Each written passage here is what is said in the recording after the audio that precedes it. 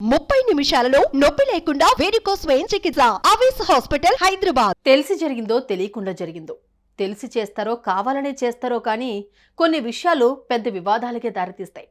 ఉత్తర ఢిల్లీలోని జహంగీర్పురిలో ఇదే జరిగింది. స్థానికంగా ఓ పెద్ద వివాదాన్ని సృష్టించింది. ఇంతకీ ఏమిటా వివాదం?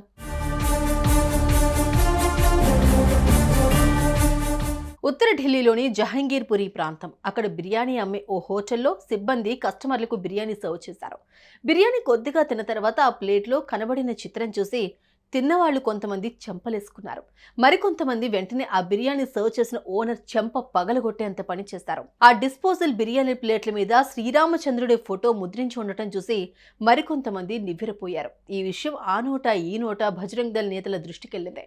ఆ వెంటనే అక్కడ వందలాది మంది బజరంగ్ దళ్ కార్యకర్తలతో పాటు స్థానిక ప్రజలు ఆందోళనకు దిగారు.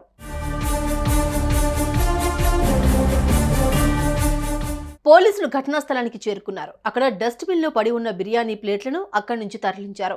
ఆ షాపు యజమానిని అరెస్ట్ చేశారు. ఆ షాపులో రాముడి ఫోటోతో ఉన్న డిస్పోజల్ ప్లేట్లను స్వాధీనం చేసుకున్నారు.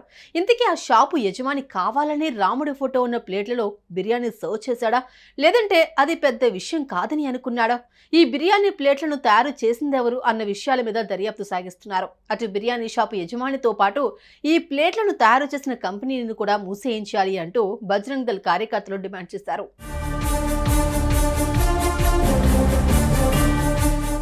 సో మతపరమైన భావాలను దెబ్బతీసే ఇలాంటి భోజనం ప్లేట్ల విషయంలోనూ, అది ఏ మతమైనా సరే, దైవ సంబంధమైన చిత్రాలు ప్రింట్ చేసే సమయంలో 1కి 10 సార్లు ఆలోచించి ముందుకెళ్తే ఏ సమస్య ఉండదని ఉత్పత్తి సంస్థలకు పోలీసులు విజ్ఞప్తి చేస్తున్నారు. నిర్లక్ష్యం చేస్తే కఠిన శిక్షలు తప్పవని వారు హెచ్చరిస్తున్నారు. సుమన్ టీవీలో మీ పర్సనల్ అండ్ బిజినెస్ ప్రమోషన్స్ కోసం కింది నెంబర్కి కాంటాక్ట్ చేయండి.